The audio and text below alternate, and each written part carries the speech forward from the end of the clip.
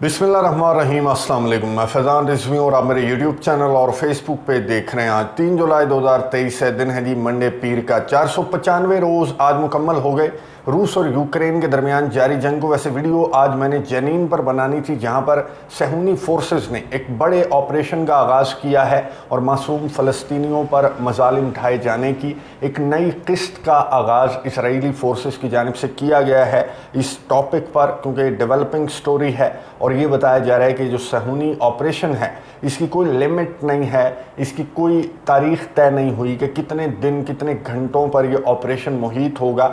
यानी कि मुकम्मल तौर पर ये सहूनी फोर्सेस ठान चुकी हैं कि अपनी इलीगल सेटलमेंट्स को बढ़ाना है, क्योंकि मुस्लिम दुनिया का बदकिस्मती से उस तरह का रद्द-ए-अमल सामने नहीं आ रहा इसराइली मज़ालिम के ऊपर। जिस तरह का रद्द-ए-अमल हम एक्सपेक्ट करते हैं OIC के प्लेटफॉर्म से, उस तरह का रद्द-ए-अमल सामने नहीं आ रहा। बहरहाल डिटेल के साथ बात करेंगे, ये जो कुछ जनीन के अंदर हो रहा है इस पर नेक्स्ट वीडियो के अंदर डिटेल के साथ आपको तफसीलात से आगाह करूँगा। इस वीडियो में हम बात कर रहे हैं रूस और यूक्रेन के दरमियान जारी जंग के 495 रोज़ क्या होता रहा।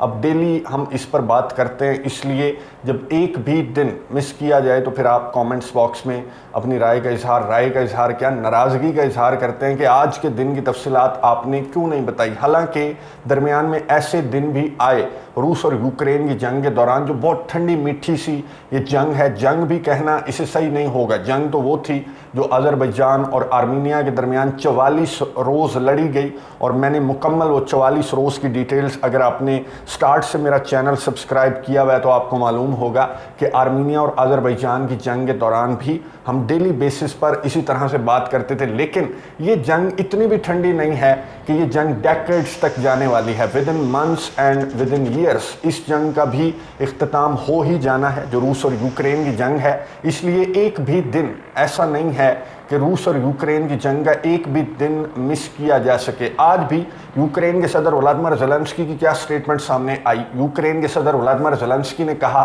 कि war is not over yet, अभी जंग ख़त्म नहीं हुई, पिक्चर अभी बाकी है मेरे दोस्त। लेकिन अब यूक्रेन के सदर की जो बातें हैं ये बढ़ के मैं कहूँगा इनको कोई सीरियस नहीं लेता, हम भी सीरियस नहीं लेते। अब तो यूक्रेन के सदर के अपने इत्तेहादी जो अमेरिका, बरतानिया, नेटो ममालिक हैं वो भी सीरियस नहीं ले रहे, क्योंकि जितना पैसा यूक्रेन को मिला इस तकरीबन 1.5 साल के दौरान, 1.5 साल होने वाला है नेक्स्ट मंथ अगस्त में 1.5 साल हो जाएगा इस जंग को, तो जितना पैसा मिला मुझे ये लगता है कि यूक्रेन के सदर ने उसमें से ज़्यादातर जो पैसा है वो इस तरह की ड्रामेबाजियों में लगाया, इस तरह के वीडियोस बनाने में लगाया। और ये जो जिस तरह की स्टेटमेंट्स यूक्रेन के सदर जारी करते हैं, जो कि आज भी जारी की कि war is not over yet, इसे अब कोई सीरियस नहीं लेता। अब नेटो ममालिक भी इन स्टेटमेंट्स को सीरियस नहीं ले रहे। खैर, यूक्रेन के सदर ने अपना नेक्स्ट हदफ बताया। पहले अहदाफ जो हैं वो तो खैर यूक्रेन के सदर ने हासिल नहीं किए। नेक्स्ट से नेक्स्ट हदफ बताने का मकसद क्या है? यूक्रेन के सदर के नेक्स्ट से नेक्स्ट हदफ बताने का मकसद ये है कि लाओ दो जी असलहा, गोला बारूद दे दो, देखो मैंने टारगेट सेट कर लिया, लाओ जी मुझे दे दो। फिर अब नेक्स्ट हदफ इतना बड़ा मैंने सेट कर लिया तो मुझे F-16 भी दे दो, पेट्रियट मिसाइल डिफेंस सिस्टम भी दे दो, अब ये रट्टा मारेगा।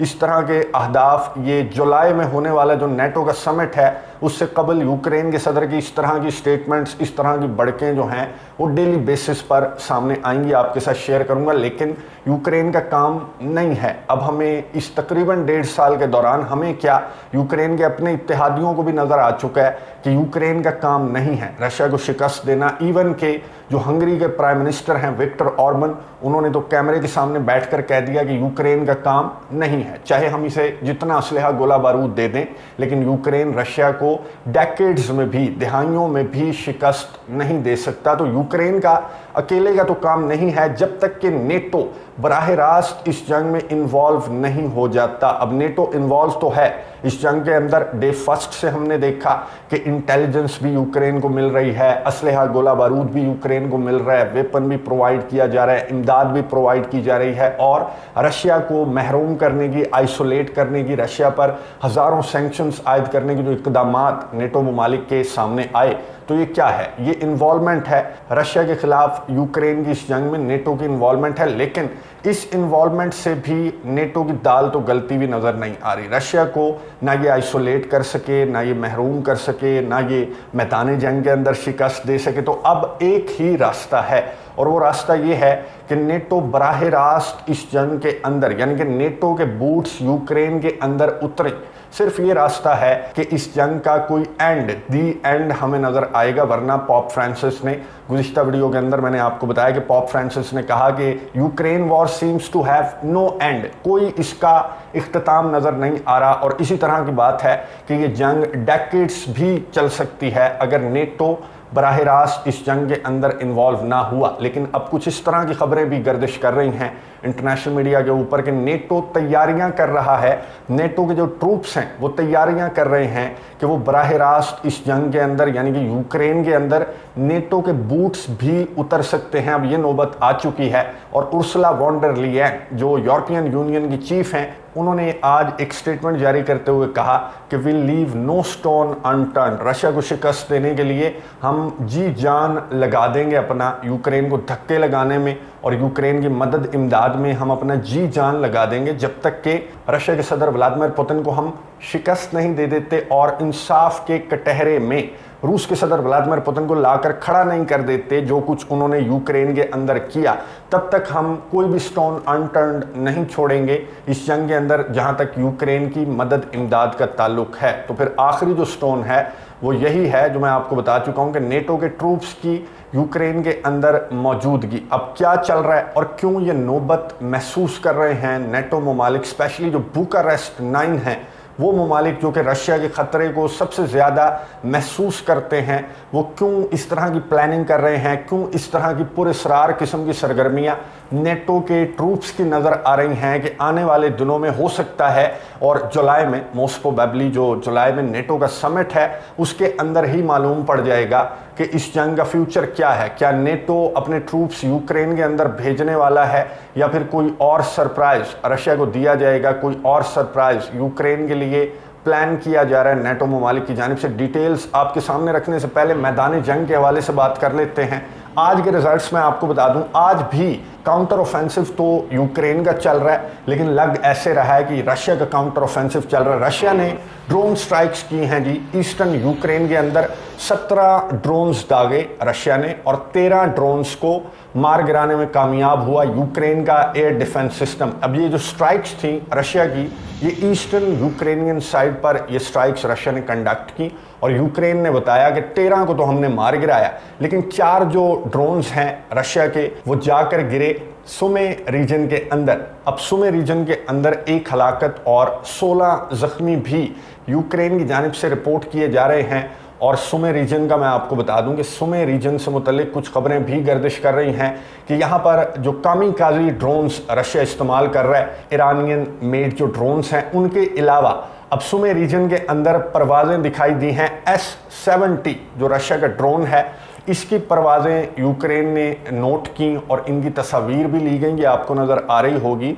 और ये बहुत ज़्यादा परेशान कुन खबर है, ना सिर्फ यूक्रेन के सदर व्लादिमीर ज़ेलेंस्की बल्कि नेटो ममालिक के लिए भी, क्योंकि रशिया के सदर व्लादिमीर पुतिन बारहा कह चुके हैं कि अभी मैंने जंग शुरू नहीं की, ये अभी मेरा ऑपरेशन चल रहा है, आगे आगे देखो कि मैं क्या करता हूँ। तो ये जो S-70 ड्रोन है ये भी बहुत ज़्यादा डेंजरस ड्रोन है रशिया का, जो कि अब ये नज़र आ रहा है कि मैदान जंग के अंदर फाइनली तकरीबन 1.5 साल मुकम्मल होने के बाद अपने जो मेन ड्रोन है वो रशिया ने मैदान जंग के अंदर उतारा है। सुमे रीजन के अंदर इसकी परवाज़ें रिपोर्ट हुई हैं। अब रशिया की डिफेंस मिनिस्ट्री के तर्जमान बता रहे हैं कि हमने 1 हफ्ते के दौरान, ये जो गुज़िश्ता हफ्ता गुजरा, इसके दौरान रशिया के डिफेंस मिनिस्ट्री के तर्जमान ने बताया कि 15 एयरक्राफ्ट हमने तबाह किए यूक्रेन के। आगे सुने, 3 हेलीकॉप्टर्स रशिया कह रहा है कि हमने 1 हफ्ते के दौरान यूक्रेन के तबाह किए। 920 आर्मर्ड व्हीकल्स तबाह करने का दावा भी रशिया के डिफेंस मिनिस्ट्री के तर्जमान ने किया, जिनमें 16 लेपर्ड 2 टैंक्स भी हैं जो कि जर्मनी का टैंक है। और बहुत ज़्यादा यूक्रेन ने मांगा था कि अगर लेपर्ड मिल गया तो फिर तो हम रशिया को छोड़ेंगे भी नहीं। तो ये 16 लेपर्ड टैंक्स जो हैं वो गुज़िश्ता हफ्ते के दौरान रशिया के डिफेंस मिनिस्ट्री के तर्जमान ने कहा कि हमने मार गिराए। और इन बातों को रशिया के डिफेंस मिनिस्ट्री के तर्जमान के इन दावों को एडमिट किया यूक्रेन के सदर व्लादिमीर ज़ेलेंस्की ने। यूक्रेन के सदर दे रहे थे इंटरव्यू CNN को, अभी रिसेंटली उन्होंने इंटरव्यू दिया और ये बताया कि हमने जब से हमारा काउंटर ऑफेंसिव स्टार्ट हुआ है, 4 जून से स्टार्ट हुआ है, तकरीबन 1 महीना कल हो जाएगा यूक्रेन के काउंटर ऑफेंसिव को। तो यूक्रेन के सदर ने कहा कि 1 महीने से कम का रिजल्ट ये है कि हमने 37 स्क्वायर किलोमीटर से कुछ ज़्यादा इलाका रशिया से वापस ले लिया है। ये यूक्रेन के सदर व्लादिमीर ज़ेलेंस्की का दावा है, जिसे रशिया बहरहाल डिनाई कर रहा है फिलहाल तक। यूक्रेन के सदर ने CNN को इंटरव्यू देते हुए ये भी कहा कि गुज़िश्ता हफ्ता बड़ा डिफ़िकल्ट था। गुज़िश्ता हफ्ता नहीं, आपका जब से काउंटर ऑफेंसिव स्टार्ट हुआ है आप डिफ़िकल्टीज ही फेस कर रहे हैं। पूरी दुनिया को नज़र आ रहा है, आपके इत्तेहादी भी बता चुके हैं, नाराज़गी का भी इजहार कर चुके हैं। यूक्रेन के इत्तेहादी के billions and billions of dollars का असलहा खाकर ये इसने वीडियोस जारी करनी थी और काउंटर ऑफेंसिव के अंदर से निकला कुछ भी नहीं, खोदा पहाड़ निकला चूहा, वो भी मरा हुआ। खैर, यूक्रेन के सदर व्लादिमीर ज़ेलेंस्की ने कहा कि हमारा जो अगला हदफ है वो क्राइमिया है। क्राइमिया को हासिल किए बगैर, क्राइमिया को रिकैप्चर किए बगैर इस जंग के ख़त्म होने का तसव्वुर भी नहीं किया जा सकता। जब तक हम क्राइमिया वापस नहीं लेते रशिया से, तब तक हम अपना ये जो काउंटर ऑफेंसिव है, जो अब पेस पकड़ना जिसने स्टार्ट की है, यूक्रेन के सदर ने कहा कि आगे आगे आप देखिए कि हम करते क्या हैं रशिया के साथ, लेकिन हमें इसके लिए वेस्ट से, नेटो ममालिक से जो असलहा, गोला बारूद, मदद, इमदाद दरकार है। वही बात जो मैं आपको कह रहा था कि जब ये इस तरह की बड़ी बड़ी स्टेटमेंट्स जारी करे तो इसका मकसद होता है मंगोली मिशन को थोड़ा सा आगे बढ़ाना। तो यूक्रेन के सदर ने कहा कि ये जो हमने बड़े बड़े अहदाफ तय किए हैं तो उसके लिए हमें भर भर कर मदद, इमदाद नेटो ममालिक, यूरोपियन कंट्रीज से दरकार होगी, वरना हम अपने अहदाफ और अपने इलाके रशिया से वापस नहीं ले सकेंगे। अब यूक्रेन ने ये जो अपना ऑपरेशन है, ये जो अगला हदफ है, इसको इम्प्लीमेंट भी करना स्टार्ट कर दिया है। आज जो खबर सामने आई वो खबर ये है कि यूक्रेन ने टारगेट करने की कोशिश की क्राइमिया के अंदर जो रशिया के ऑफिशियल हैं, जो चीफ हैं, जो रूस के सदर व्लादिमीर पुतिन ने जिन्हें तैनात किया था, उनको टारगेट करने की कोशिश की, उनकी गाड़ी में बॉम्ब नस्ब किया। जाहिर है इस तरह की तकरीबकारियों में तो यूक्रेन माहिर दिखाई दिया इस 1.5 साल, तकरीबन 1.5 साल के अरसे के दौरान, लेकिन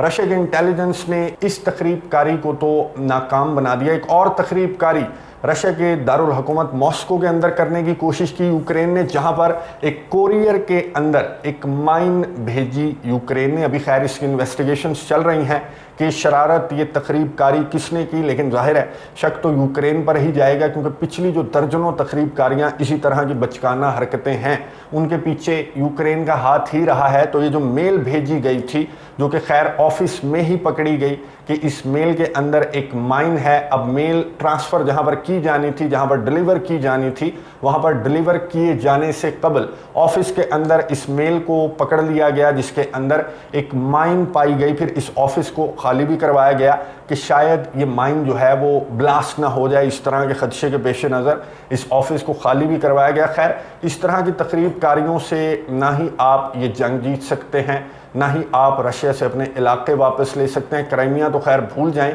इस तरह की तकरीबकारियों से क्राइमिया तो क्या, आप ज़परेजिया, खिर्सन, लोहेंस्क, डानियस्क, कोई भी इलाका रशिया से चाहे आप दिहाइयों लड़ते रहें और billion and billion of dollars का असलहा मज़ीद ले लें, इस तरह की बचकाना हरकतों से और इस तरह की जो वीडियोज़ हैं वो जारी करके आप रशिया को ना ये जंग हरा सकते हैं, ना ही अपने इलाके वापस ले सकते हैं। एक ही रास्ता है जो कि फॉर्मर नेटो चीफ ने गुज़िश्ता महीने एक स्टेटमेंट जारी करते हुए कहा था, और जब मैं ये खबर पढ़ रहा था और ये स्टेटमेंट मैंने सुनी फॉर्मर नेटो चीफ की, तो मैंने कहा इम्पॉसिबल है, ये पॉसिबल नहीं हो सकता कि नेटो अपने ट्रूप्स को या फिर अपने फौजियों को यूक्रेन के अंदर उतार दे। आपको मालूम है कि रशिया की ढेरों रेड लाइन्स के अंदर एक रेड लाइन ये भी है, और जो कि बहुत ज़्यादा गहरी रेड लाइन है। अगर इस तरह की हरकत नेटो ने की तो ऑब्वियसली रशिया का रिएक्शन सामने आएगा। खैर, फॉर्मर नेटो चीफ ने ये कहा था कि हो सकता है कि जो बुकारेस्ट 9 कंट्रीज़ हैं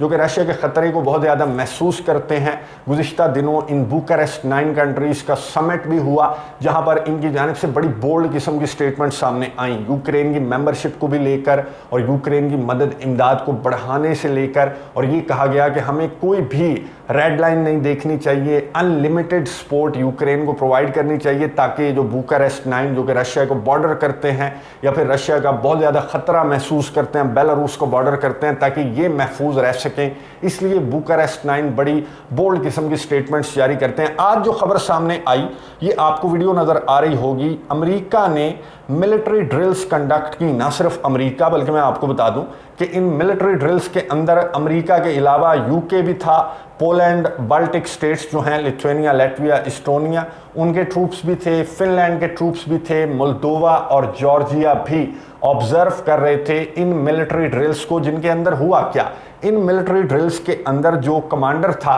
उससे जब इंटरव्यू लिया गया तो उसने बताया कि हम प्रैक्टिस कर रहे हैं कि अगर किसी फॉरेन कंट्री के अंदर किसी दूसरे कंट्री ने हमला किया है तो हम उसके फौजियों को पीछे कैसे धकेल सकते हैं। इन अदर वर्ड्स कि रशिया ने यूक्रेन पर हमला किया है तो हम यहाँ पर तैयारी कर रहे हैं कि अगर हमें यूक्रेन में उतरना पड़े तो हम किस तरह से रशिया के फौजियों को पीछे धकेल सकते हैं। यहाँ पर ना सिर्फ ये स्टेटमेंट बल्कि असलहा, गोला बारूद जो उड़ाने की प्रैक्टिस इन नेटो के ट्रूप्स ने की, वो असलहा गोला बारूद कौन सा था? वो असलहा गोला बारूद था S-300 जो रशिया का असलहा है, S-400 जो रशिया का मिसाइल डिफेंस सिस्टम है। इसके अलावा कामिकाजी ड्रोन्स को किस तरह से इन्होंने गिराना है, इसकी भी प्रैक्टिस नेटो के ट्रूप्स की जानिब से की गई। और ये जो मिलिट्री ड्रिल्स थी, ये बता रही थी कि आने वाला जो नेटो का समिट है वो बहुत ज़्यादा इम्पॉर्टेंट होने वाला है। अगर आने वाले नेटो के समिट के अंदर यूक्रेन को नेटो की मेंबरशिप पर ग्रीन सिग्नल नहीं दिया जाता, जो कि नज़र आ रहा है कि यूक्रेन को नेटो की मेंबरशिप पर ग्रीन सिग्नल नहीं दिया जाएगा। नेटो के चीफ भी ये बात मुतअद्दिद मरतबा, मुतअद्दिद बार डिफरेंट जो कॉन्फ्रेंसेस के अंदर उन्होंने शिरकत की, तो मीडिया नुमाइंदों के सवालात के जवाब देते हुए नेटो के चीफ ने स्ट्रेट फॉरवर्ड कहा कि जब तक ये जंग बंद नहीं होती, नेटो का आइन ये कहता है कि हम कोई नया मेंबर इस अलायंस के अंदर शामिल नहीं कर सकते। लेकिन ये खबरें भी गर्दिश कर रही हैं कि आने वाले नेटो के समिट के अंदर जो भी रुकावटें हैं, जो भी रेस्ट्रिक्शंस हैं या फिर जो लगे बंधे रूल्स हैं नेटो के, उनको अवॉइड करने की भी स्टेटमेंट या फिर फैसला नेटो की जानिब से किया जा सकता है। जहां तक यूक्रेन की नेटो की मेंबरशिप का ताल्लुक है, तो हो सकता है कि नेटो जो भी इसके आर्टिकल्स कहते हैं या जो भी इसका आइन कहता है, तो उस पर इस्तिस्ना दिया जा सकता है यूक्रेन को, यूक्रेन की नेटो की मेंबरशिप के लिए। दूसरा ऑप्शन है सिक्योरिटी गारंटीज। यूक्रेन को सिक्योरिटी गारंटीज पर तसल्ली नहीं होने वाली, क्योंकि ऑलरेडी सिक्योरिटी गारंटीज यूक्रेन को नेटो की जानिब से प्रोवाइड की जा रही हैं। लेकिन इन सिक्योरिटी गारंटीज का रिजल्ट क्या निकला? सिफर रिजल्ट है। आपको इंटेलिजेंस भी मिल रही है, आपको असलहा भी मिल रहा है, आपको फॉरेन फाइटर्स के नाम पर नेटो के मर्सनरीज भी मिल रहे हैं, जो कि रशिया के बॉर्डरिंग रीजन के अंदर कुछ मर्सनरीज को पकड़ने में भी कामयाब हुई रशिया की जो फोर्सेस हैं, तो मर्सनरीज भी यहाँ पर मिल रहे हैं। तो सिक्योरिटी गारंटीज का बहरहाल कोई फ़ायदा नहीं है। तो हो सकता है कि नेटो के आने वाले समिट के अंदर कुछ जो नेटो कंट्रीज़ हैं वो ये बात करें, पोलैंड और बाल्टिक स्टेट्स जैसे, कि हम अपने फौजी यूक्रेन के अंदर भेजना चाहते हैं। अब मैं यहाँ पर आपको एक इम्पॉर्टेंट सवाल आपके जहन में आ रहा होगा कि ये तो नेटो वर्सेस रशिया हो जाएगी, लेकिन जो फॉर्मर नेटो चीफ हैं उनसे भी एंकर ने सवाल किया था, जिन्होंने ये स्टेटमेंट जारी की थी कि ये तो फिर नेटो वर्सेस रशिया हो जाएगी, ये तो फिर तीसरी आलमी जंग छिड़ जाएगी। तो उन्होंने कहा कि नहीं, किसी भी मुल्क के अंदर दूसरा मुल्क सिंगल हैंडेडली अपनी जो फोर्सेस हैं वो सिर्फ हेल्प के लिए भेज सकता है। इससे नेटो का या नेटो के आइन का कोई ताल्लुक नहीं होगा। अगर पोलैंड भेज देता है अपनी फोर्सेस या फिर बाल्टिक स्टेट्स भेज देती हैं यूक्रेन की दरख्वास्त पर, अपने फौजियों को भेज दिया जाता है यूक्रेन के अंदर मदद के लिए, तो इसमें नेटो की इन्वॉल्वमेंट का इसमें कोई ताल्लुक नहीं होगा। तो हो सकता है कि नेटो के आने वाले समिट के अंदर, और जिस तरह से उर्सुला वॉन डर लीयेन जो यूरोपियन यूनियन की चीफ हैं, उन्होंने कहा कि will leave no stone unturned, तो हो सकता है कि कोई बड़ा फैसला इन नेटो ममालिक यूरोपियन कंट्रीज़ की जानिब से सामने आ जाए, जिनके तमाम फैसले, तमाम के तमाम इक़दामात अभी तक मुकम्मल तौर पर नाकाम हो चुके हैं। मैदान जंग हो, इकोनॉमिक वॉर हो या फिर रशिया को महरूम करने का जो मिशन है उसमें तो मुकम्मल तौर पर ये जो जत्था है ये मुकम्मल तौर पर इन्होंने अपने पाँव पर कुल्हाड़ी मारी, क्योंकि जो ममालिक इनके साथ थे भी मिडल ईस्ट जैसे, वो भी अब इनके साथ नहीं रहे। और कल चेयर करने वाले हैं रूस के सदर व्लादिमीर पुतिन, एक इजलास में शिरकत करेंगे और वागनर की जो बगावत वाला मामला है उसके बाद ये बहुत इंपॉर्टेंट इजलास है जिसमें पाकिस्तान, चाइना, रशिया, इंडिया समेत जो सेंट्रल एशियन कंट्रीज़ के सरबराहान हैं वो भी वर्चुअली इस SCO के समिट के अंदर मौजूद होंगे। आपको मालूम है कि Pakistan, Bharat, China, Russia, central Asian countries इसके मेंबर हैं, परमानेंट मेंबर हैं, कुछ ऑब्जर्वर्स भी हैं, अजरबैजान और तुर्की जैसे। और ये इजलास कल होने वाला है जिसके अंदर मोस्ट प्रोबेबली रूस के सदर व्लादिमीर पुतिन जो बगावत वाला मामला है उसके बाद उनकी टोन बताएगी कि बगावत वाले मामले का रशिया पर या फिर रशिया के सदर व्लादिमीर पुतिन पर कोई असर नहीं हुआ। वागनर्स का मैं आपको बता दूं, ये आपको तस्वीर नज़र आ रही होगी, वागनर्स के जो ऑफिसेस थे रशिया के अंदर, सेंट पीटर्सबर्ग के अंदर, वहाँ से वागनर्स का नामो निशान तक मिटाने के अहकामात रूस के सदर व्लादिमीर पुतिन की जानिब से जारी कर दिए गए हैं। और वागनर्स का फ्यूचर क्या है बेलारूस के अंदर, क्या बेलारूस के सदर अलेक्जेंडर लुकाशेंको का मुतालबा वागनर के चीफ येवगेनी प्रिगोजिन ने मान लिया, और क्या येवगेनी प्रिगोजिन अपने 8-9 हज़ार फाइटर्स के साथ बेलारूस के अंदर अगला ठिकाना बनाने वाले हैं? अभी तक कंफर्मेशन वागनर्स की जानिब से या फिर बेलारूस के सरबराह अलेक्जेंडर लुकाशेंको की जानिब से सामने नहीं आई। जो ही कंफर्मेशन सामने आई तो आपको डिटेल्स से आगाह कर दूंगा। SCO का जो इम्पॉर्टेंट समिट है इसके हवाले से भी आने वाली वीडियो में बात करेंगे, लेकिन उससे कबल इसराइल और फ़लस्तीन के अंदर जो कुछ चल रहा है, जनीन के अंदर जिस तरह के ऑपरेशन का आगाज़ सेहूनी फोर्सेस की जानिब से किया गया है उस पर नेक्स्ट वीडियो में डिटेल के साथ आपको तफसीलात से आगाह करूंगा। अगली वीडियो तक के लिए इजाज़त दीजिए। अल्लाह हाफ़िज़।